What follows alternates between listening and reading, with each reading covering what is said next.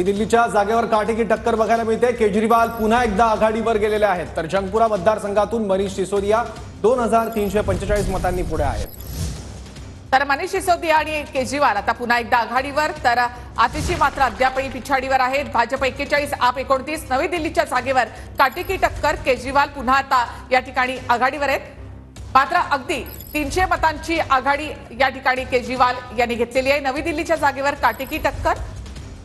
काही मतमोजणी सुरू झाल्यानंतर मनीष सिसोदिया आणि अरविंद केजरीवाल दोघेही पिछाडीवर होते, अगदी काही मिनिटांपूर्वी सुद्धा, पण आता केजरीवाल पुन्हा एकदा आघाडीवर गेले आहेत।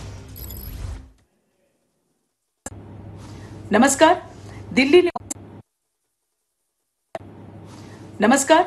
दिल्ली निवडणुकीचे निकाल आज समोर येत आहेत। मतमोजणी अजून सुद्धा सुरू आहे आणि आताच्या माहितीनुसार मतदारांनी भाजपला स्पष्ट कौल दिल्याचं दिसून येते। पुन्हा एकदा मतदारांनी सिद्ध केलंय की जनता भाजपासोबत आहे।